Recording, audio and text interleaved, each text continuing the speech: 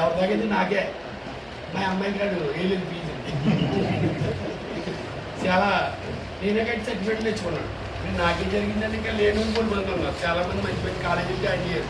జగన్మోహన్ రెడ్డి గారు అసలు ఇంజనీరింగ్లో ఉద్యోగాలు చేసి ఇంజనీరింగ్ చదివి ఉద్యోగాలు చేస్తున్నారు. లక్షలు కానీ ఉన్నారు. కాయగూరల పురుగుల పిల్లలు కానీ, తాత మేస్త్రులు కానీ, వండర్ మేస్త్రులు కానీ, లో క్లాస్ మిడిల్ క్లాస్ పిల్లలందరూ ఇవాళ ఉచిత దశలో ఉన్నారు. వైఫ్ అండ్ హస్బెండ్ ఉద్యోగాలు 30 లక్షల ప్యాకేజ్. దీనికి అందరికీ కారణం వైఎస్ రాజశేఖర రెడ్డి గారే. రాజశేఖర రెడ్డి అన్న ముఖ్యమంత్రి అయ్యాడు కాబట్టి మన పిల్లలందరూ ఫీజు రాయితీ ఇంజనీరింగ్ చదివి ఉద్యోగాలు చేస్తున్నారు. ఇది అప్పుడే రాజశేఖర రెడ్డి గారు వచ్చినప్పుడు 15 ఏళ్ళు దాటే అవుతుంది. వీళ్ళందరూ మంచి పొజిషన్కి వచ్చేసారు. ఇప్పుడు ఇంకా సాఫ్ట్వేర్ రంగం వీక్.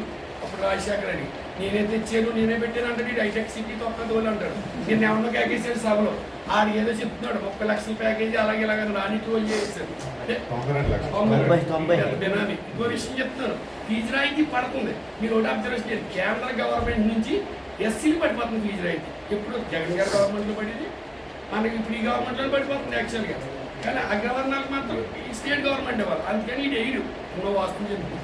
ఎవరిది బాగుంటాడు అన్నీ 600 ఎత్తాడు జెండాపై అభిరాజ్యం వల్ల ఏది జరగదు.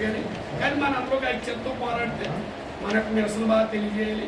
మన పెద్ద ఆధ్వర్యంలో నియోజకవర్గానికి మనం ఉత్తేజపరుస్తూ తీసుకెళ్తున్నారు కాబట్టి ధన్యవాదాలు తెలియజేస్తే